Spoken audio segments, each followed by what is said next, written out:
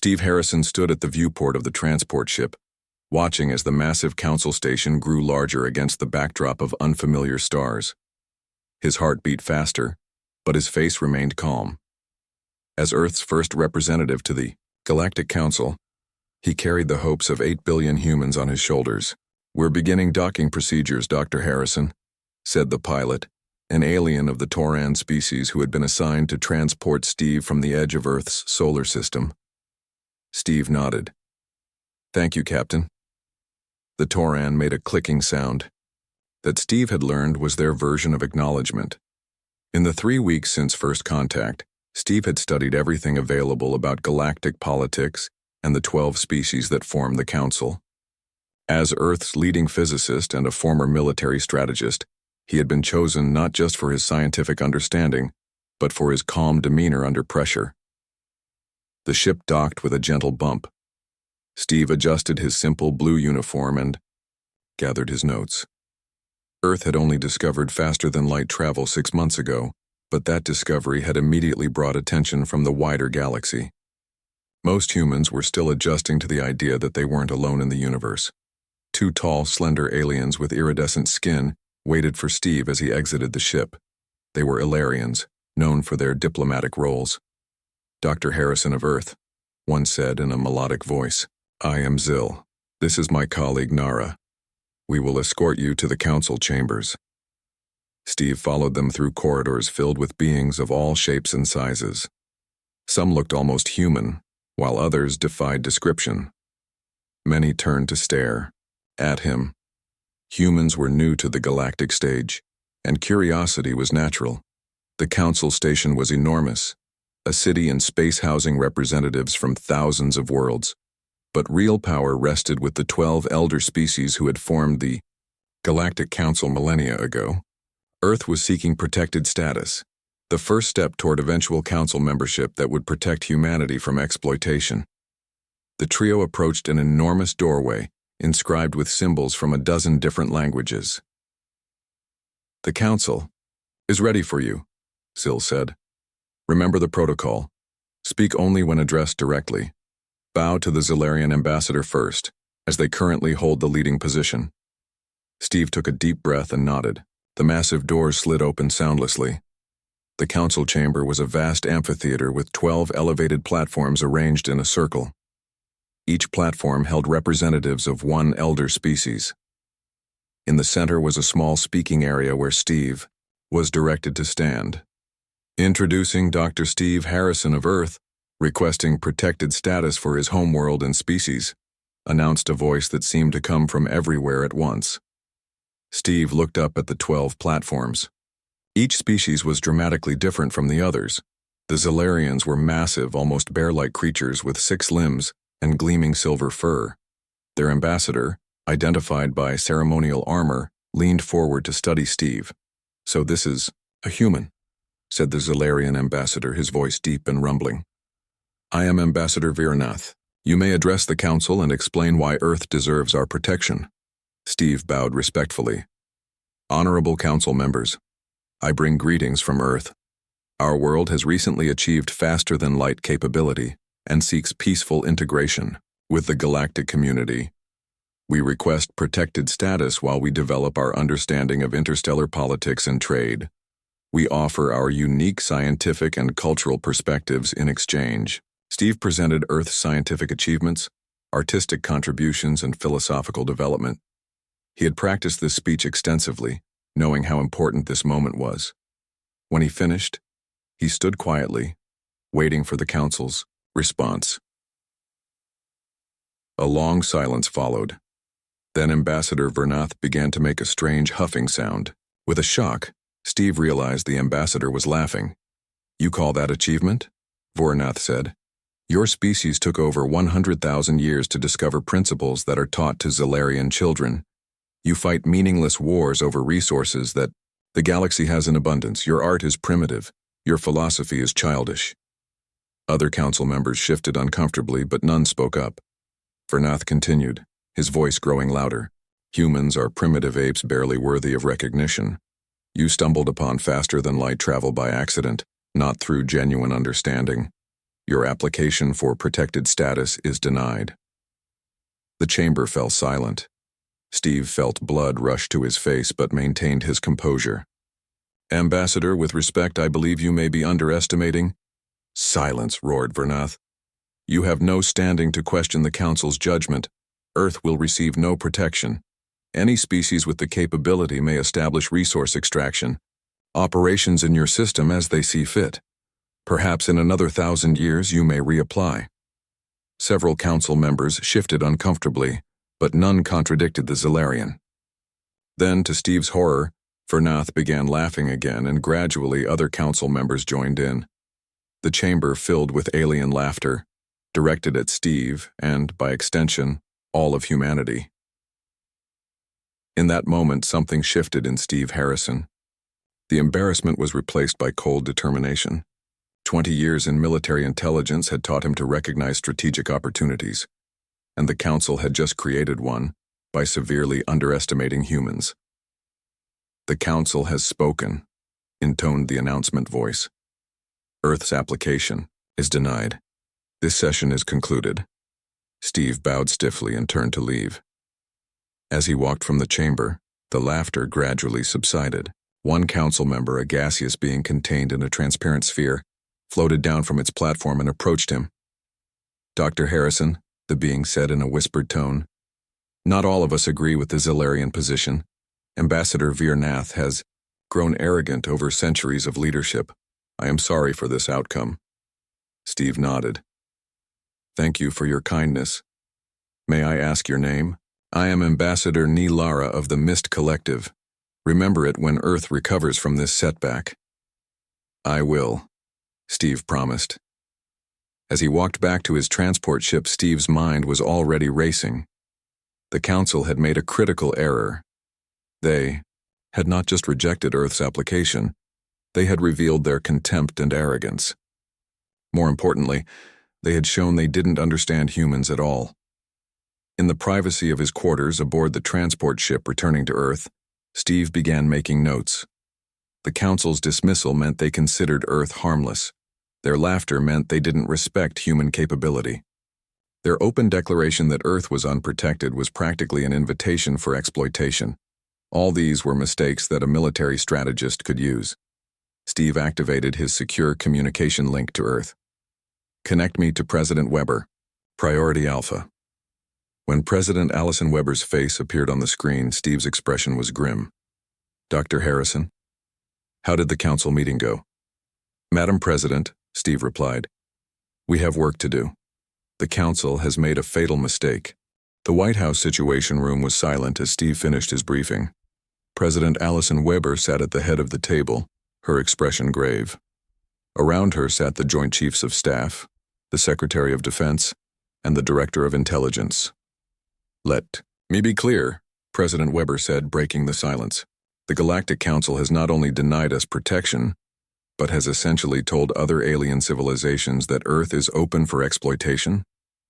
Steve nodded. Yes, Madam President. Without protected status, any spacefaring race can enter our system and claim resources, including Earth itself. General Greg Mason, chair of the Joint Chiefs, leaned forward. How much time do we have before someone takes advantage of this? Unknown, Steve replied. But I observed at least 3 representatives from resource-hungry civilizations making notes during the announcement. I would estimate weeks, not months. Defense Secretary Fiona Diaz slammed her hand on the table. Our current defenses are useless against their technology. We've barely begun to understand faster-than-light principles, let alone weapons that could match theirs. Then we need to think differently, Steve said quietly. All eyes turned to him. During my time on the Council station, I observed their technology closely. I believe we have an advantage they don't expect. What kind of advantage? Asked General Mason. Their arrogance, Steve said. The Zilarians and other Council races rely heavily on gravitational manipulation technology. It's the foundation of their faster-than-light drives, their weapon systems, even their everyday tools. But they've been using it so long, they've stopped innovating. The principles are actually quite similar to theories I was working on before first contact. President Weber studied Steve carefully. What are you suggesting, Dr. Harrison? A new weapon system, one that targets the fundamental principles their technology relies on. Steve pulled out a small device and placed it on the table. It projected a hologram showing complex equations and diagrams. I've been developing theories about quantum entangled gravitational fields for years.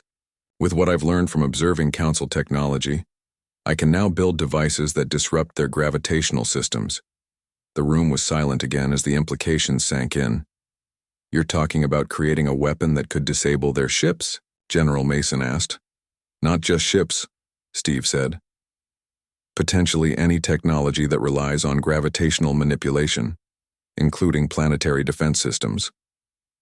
President Weber stood up and walked to the window, looking out at the Washington Monument, in the distance.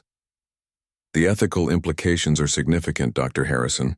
This could harm civilians, not just military targets. With respect, Madam President, the Council has already decided our civilians are fair game, Steve replied. But I understand your concern. I believe we can calibrate these devices to target specific systems while minimizing collateral damage. The President turned back to the room. How long would it take to develop this technology? 6 months for a prototype. Perhaps a year for a deployable system.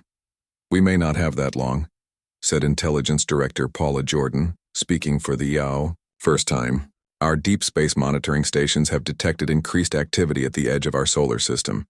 Someone's already scouting us. President Weber returned to her chair and sat down heavily. Dr. Harrison, you have full authorization to create a development team. General Mason will provide whatever military resources you need. This is now Project Safeguard, classification level Alpha. I'll need a team, Steve said. Starting with Dr. Olivia Carter from MIT.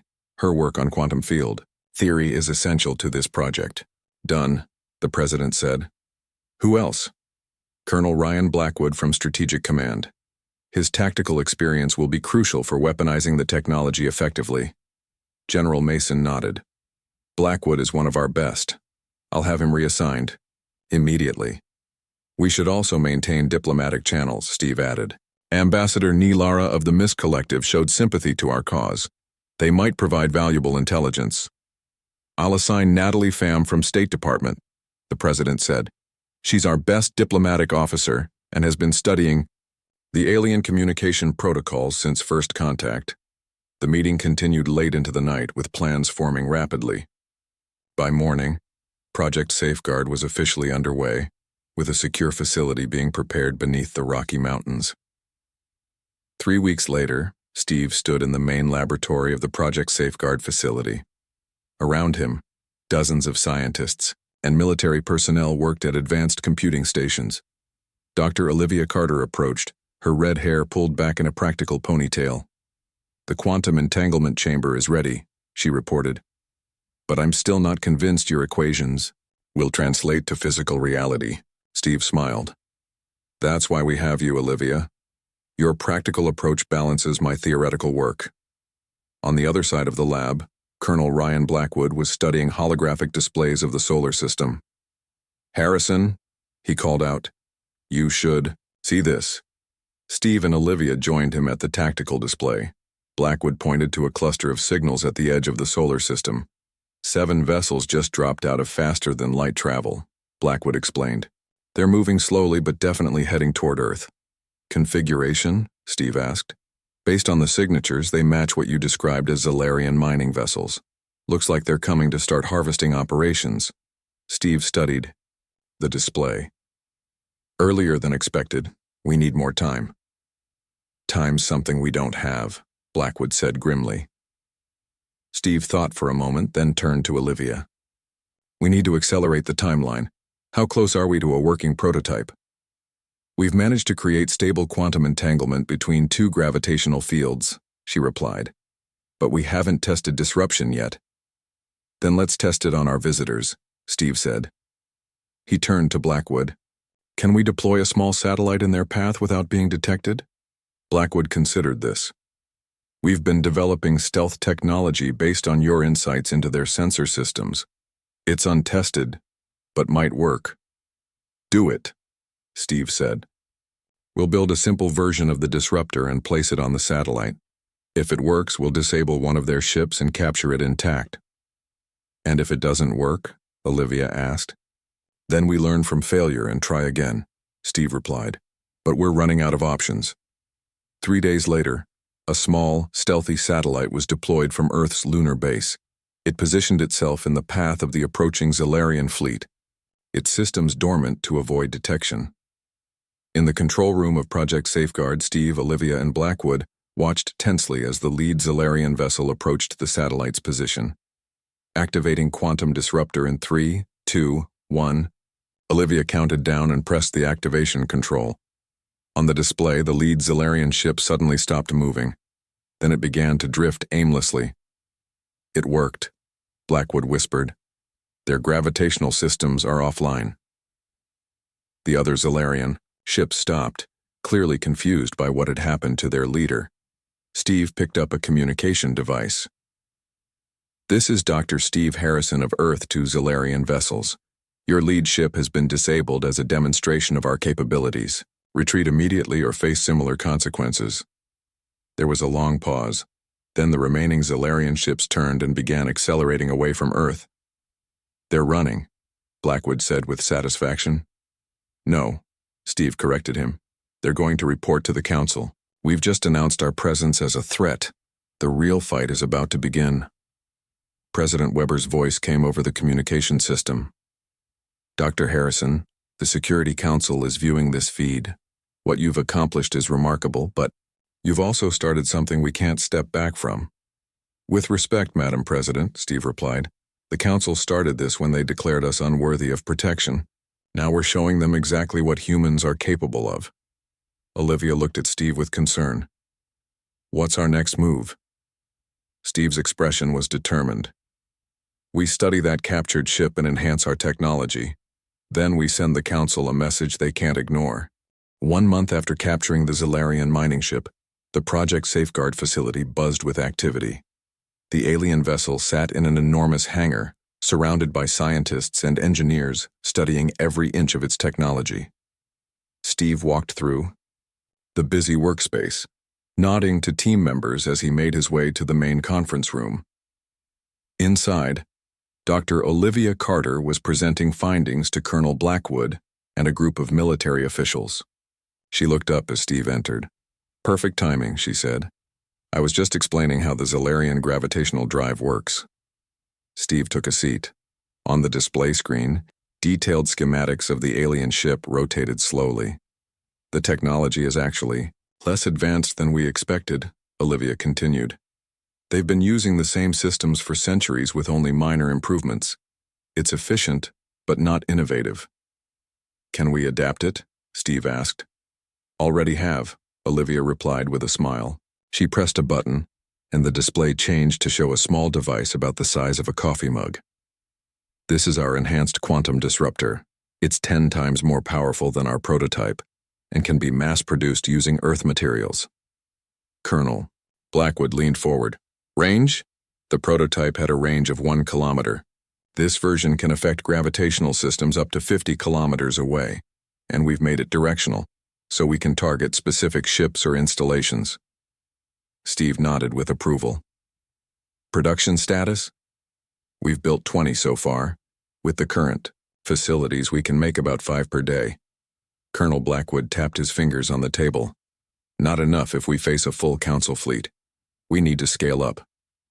The door opened, and Natalie Pham walked in. As Earth's diplomatic officer assigned to alien relations, she had been making quiet contacts with potential allies among the non-council races. Sorry to interrupt, she said, but I have urgent news. My contact in the Mist Collective just informed me that the council is holding an emergency session about Earth. Ambassador Vernath is demanding immediate action against us for capturing a Zellarian vessel. The room fell silent. What kind of action? Steve asked. Military intervention, Natalie replied. The council is preparing a battle fleet. And worse, they're auctioning off Earth territories to member races in advance. They're treating our planet as already conquered. Colonel Blackwood slammed his hand on the table. We need more time. Our defenses aren't ready for a full invasion. Steve was quiet for a moment, thinking. Then he looked up. We don't need to fight their entire fleet. We need to send a message they can't ignore. Something to make them reconsider. What are you suggesting? Olivia asked. A demonstration, Steve replied. Something visible, something dramatic, but not directly harmful to any sentient beings. He turned to Natalie. Does your contact have information about Zalarian territory? Natalie nodded. Some. What are you looking for? An uninhabited moon or asteroid with Zalarian mining operations. Automated only, no workers. Natalie consulted her tablet. There's Zeta 9, a moon in the Zalarian home system. It's rich in rare minerals but toxic to most life forms. They use automated mining drones there. Perfect, Steve said. He looked at Colonel Blackwood. Can we deliver a package to Zeta 9? The colonel thought for a moment.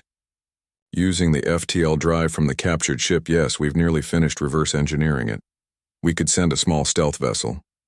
Do it, Steve ordered. We'll place our most powerful disruptor on that moon. When activated, it will collapse. The local gravitational field.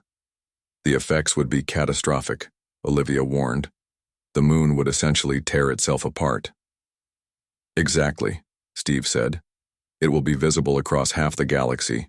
A warning shot that the Council can't ignore. 2 weeks later, a small Earth vessel with a modified Zalarian drive arrived at Zeta 9. Using stealth technology developed from studying the captured ship, it approached undetected.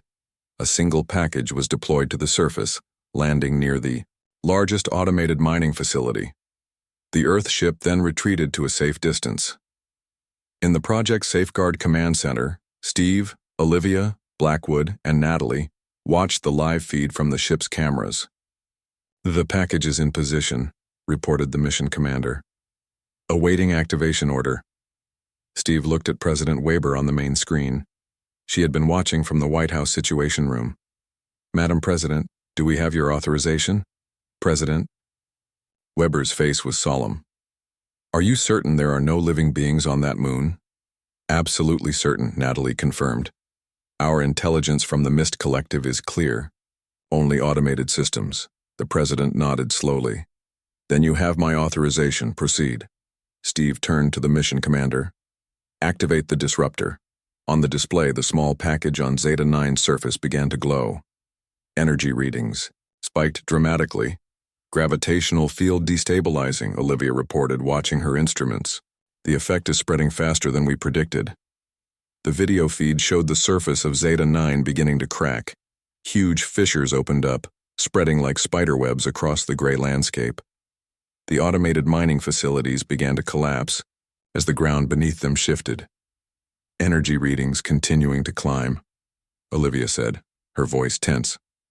The reaction is self-sustaining now. On the screen, the destruction accelerated. Entire sections of the moon's surface broke apart, floating upward as local gravity failed completely. Mining facilities shattered into pieces. Within minutes, what had been a solid moon was transforming into a spreading cloud of debris. My God, whispered President Weber. Colonel Blackwood's expression was grim but satisfied. The Council wanted to know if humans were a threat. I think we've answered that question. Send the message, Steve instructed Natalie. Natalie activated the communication system. Using protocols learned from their Zalarian captives, she transmitted a simple message on all Council frequencies. Reconsider Earth's status. The response came 3 days later. Earth's deep space monitoring stations detected a massive fleet departing from the Council homeworlds, heading directly for the solar system. 57 vessels, Colonel Blackwood reported during an emergency meeting, including what appears to be the Zalarian flagship. Time to arrival, approximately 2 Earth weeks. President Weber looked exhausted. They didn't take the warning. They're coming in force. No, Steve said, surprising everyone. They took it exactly as I expected. The Council, especially the Zalarians, are too proud to negotiate after being threatened. They had to respond with force. How is this good news? Asked Secretary Diaz. Because they're bringing their best ships, their best technology, Steve explained. And thanks to what we learned from that mining vessel, we know exactly how to disable them all at once. He looked around the table. It's time for Phase 3. We've prepared the trap, and they're walking right into it. What trap? President? Weber asked. Steve smiled for the first time in days. The one that will end this war before it truly begins. The Council has underestimated humans for the last time. The mood at Project Safeguard was tense but focused as the Council fleet approached Earth. In the 2 weeks since the destruction of Zeta-9, every resource had been directed toward preparing Earth's defenses. Factories around the world worked, around the clock, to produce quantum disruptors based on Dr. Carter's designs. Steve stood in the command center, studying the massive holographic display of the solar system. Red dots representing the Council fleet had just passed the orbit of Neptune. They'll reach Earth in approximately 6 hours, Colonel Blackwood said, joining Steve at the display. Our satellites are in position. Everything is ready. Steve nodded. And the civilians? Evacuation to the underground shelters is 90% complete, Blackwood replied. The public announcement about an imminent meteor shower worked, as planned. Most people have no idea what's really coming. President Weber entered the command center, flanked by her security detail. The room fell silent as she approached Steve and Blackwood. Dr. Harrison, she said. This is the moment of truth. If your plan fails, and it won't, Steve interrupted, then added more respectfully. Madam President, the Council has followed the exact pattern I predicted. They're arrogant and set in their ways. That's why they'll fall into our trap. The President didn't look convinced. I hope you're right. The future of our species depends on it. The massive Council fleet moved through the solar system in tight formation. At its center was the Zalarian flagship, a vessel 3 times larger than any other ship in the fleet. On its bridge, Admiral Xantakor watched the blue planet grow larger on the main screen. Status report, the Admiral commanded. All systems operational, Admiral, reported his second-in-command. Earth has made no attempt to communicate or negotiate. Our scans detect some primitive defensive measures, but nothing that could harm our fleet. Admiral Xantakor made a sound that might have been a laugh. As expected, the destruction of Zeta-9 was clever, but clearly the limit of their capabilities. They used their one weapon and now have nothing left. Sir, another officer called. Out. We're detecting small satellites in Earth orbit. They appear to be simple communication devices. Ignore them, the Admiral ordered. Prepare the first wave for attack. Target their major military installations first, then government centers. Remember, the Council wants this planet intact for resource extraction. Back on Earth, Steve watched the Council fleet enter high orbit. The enemy ships spread out, taking positions above major cities and military bases. They're deploying for a coordinated strike, Colonel Blackwood observed. Classic Zalarian battle formation. And perfectly predictable, Steve replied. He turned to Dr. Carter. Are the satellites ready? Olivia nodded, her fingers moving quickly over her control panel. All 300 satellites show green status. Quantum entanglement networks established. We can activate them simultaneously. Wait for my command, Steve said. Let them think they have the upper hand. On the main screen, they watched as the Council ships began powering up their weapon systems. Energy readings spiked across the fleet. They're about to fire, Colonel Blackwood warned, tension evident in his voice. Steve remained calm. Now, Olivia, activate the network. Dr. Carter pressed a sequence of commands. Around the Earth, 300 seemingly innocent satellites suddenly activated. Each contained a miniaturized quantum disruptor, carefully calibrated to the exact frequency of the Council ship's gravitational systems. The effect was immediate and dramatic. On the display, the Council ships suddenly stopped moving, their weapons powered down. Communication signals between ships ceased. It worked, Olivia whispered, staring at the readings. Their gravitational systems are completely offline. Life support is still functioning, but weapons, propulsion, and communications are disabled. The command center erupted in cheers. President Weber closed her eyes briefly in relief. Colonel Blackwood was already moving to the next phase. Deploying our ships now. 10 small Earth vessels, equipped with modified Zalarian drives, emerged from hidden positions around the moon. They approached the disabled council fleet, each carrying teams of soldiers and engineers trained to board alien vessels. Steve watched their progress on the tactical display. Focus on the flagship. We need to secure Admiral Xantakor. Aboard the Zalarian flagship, chaos reigned. Emergency lights flashed as crew members scrambled to restore power to critical systems. What happened? Admiral Xantakor demanded, his massive form towering over his officers. Unknown, Admiral, his second-in-command replied. All gravitational. Systems failed simultaneously. We're detecting the same issue across the entire fleet.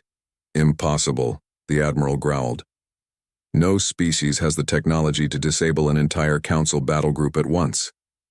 An officer at the sensor station looked, up in alarm. Admiral, small vessels approaching Earth origin. Before the Admiral could respond, the ship shuddered as magnetic grapples attached to the hull. Minutes later, the bridge doors slid open, and armed humans entered, led by Colonel Blackwood himself. Admiral Xantakor, Blackwood announced. Your ship and fleet are under our control. Earth requests your immediate surrender. The Admiral's yellow eyes narrowed in fury. This is impossible. Humans are primitives. You cannot have developed such technology independently. We didn't, said a new voice. Steve Harrison stepped onto the bridge, flanked by more soldiers. We learned from you. The Council's greatest mistake was thinking that humans couldn't understand your technology. In reality, we understood it better than you do. Admiral Xantakor stared at Steve. Recognition dawned in his eyes. You were the representative, the one the Council dismissed. Yes, Steve confirmed. The one you laughed at. The one you thought wasn't worth protecting. He stepped closer to the massive alien. I want to speak with the Council, now. Seeing no alternative, the Admiral nodded slowly.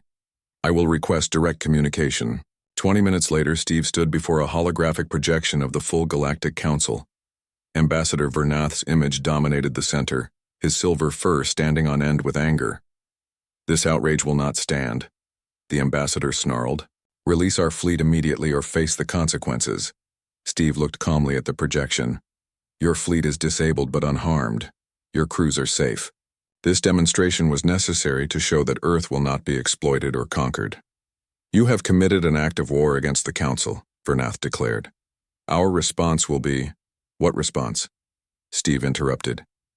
Your main battle fleet is floating helplessly in Earth orbit, and this is just the beginning of what we can do. He nodded to Dr. Carter, who activated another display. The Council members saw footage from spy satellites positioned throughout Council space. Each showed quantum disruptor devices already planted on key military installations across various Council worlds. As you can see, Steve continued, we have already placed devices throughout your territories. We could disable your defenses with a single command. The Council chamber fell silent.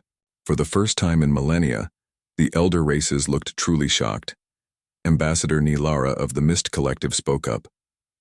Perhaps, colleagues, we should reconsider Earth's application for protected status. They have clearly demonstrated they meet our criteria for advanced civilization. Steve shook his head. No, we don't want protected status anymore. Earth demands full membership in the Council, with all rights and privileges. The time for half measures is past.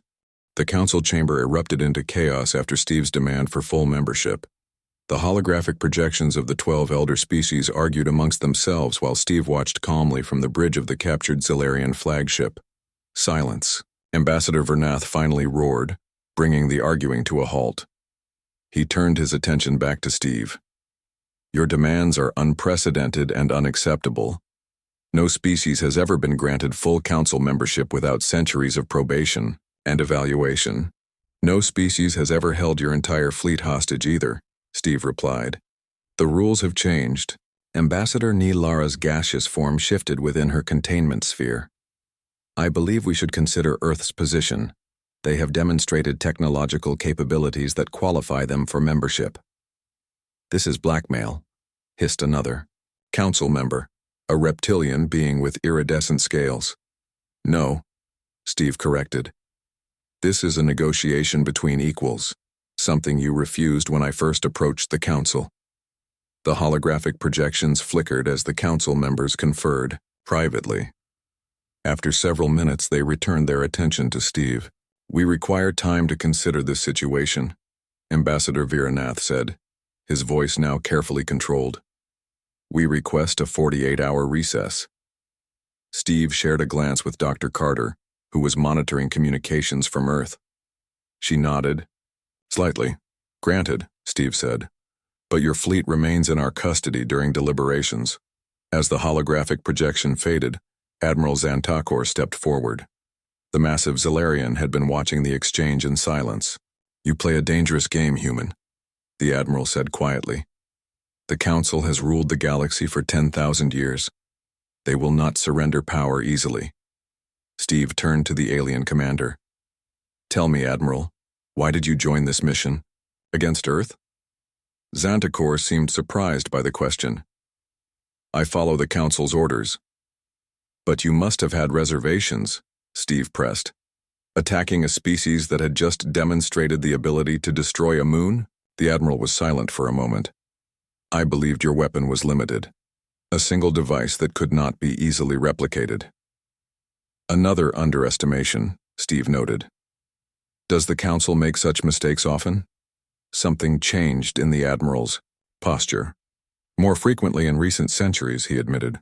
"The elder races have grown comfortable in their dominance. And how many other species have been denied protection or membership because of this arrogance?" "Many," Xantakor said softly. "Too many." Their conversation was interrupted by an urgent call from Earth. Dr. Carter activated the communication system, and President Weber's face appeared on the main screen. "Dr. Harrison," the President said, her expression grave. "Our deep space monitoring stations have detected energy buildups on multiple Council worlds. They appear to be preparing weapons platforms." Steve frowned. "They're stalling for time while preparing an attack." Colonel Blackwood stepped forward. "We should activate our planted disruptors immediately before they can target Earth." "No," Steve said firmly. "That would cause planetary-scale damage. There must be civilians near those installations." He turned to Admiral Xantakor. "Is there a way to contact the Council again through emergency channels?"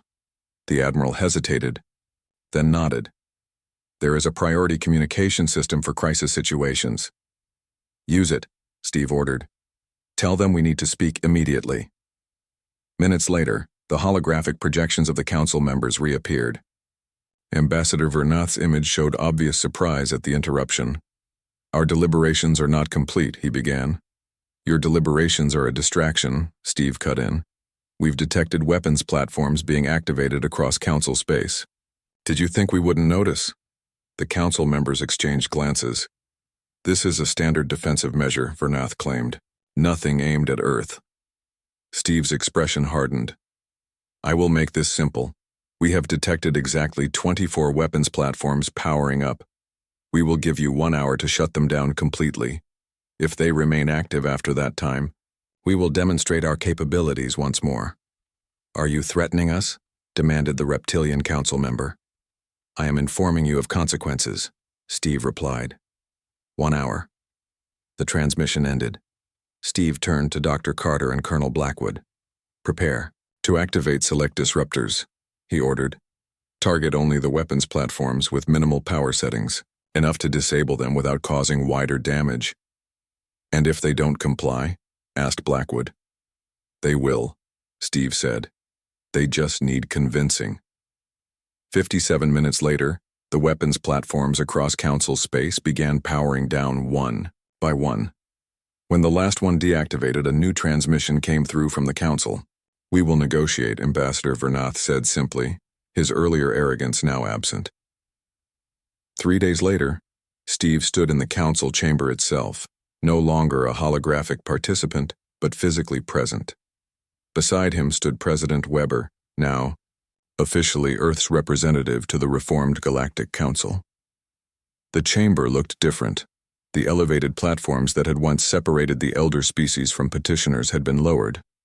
The 12 original Council members now sat at the same level as 5 new members, Earth among them. Ambassador Vernath approached Steve after the formal ceremony ended. The massive Zilarian seemed diminished somehow, his silver fur less lustrous. "Would speak with you privately," he requested. Steve nodded, and they moved to a quiet alcove away from the celebrations. "You have changed 10,000 years of galactic governance in less than a month," Vernath said.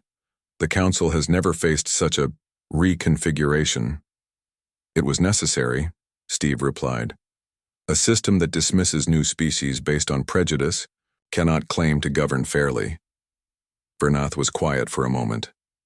"I have served as ambassador for 3 centuries.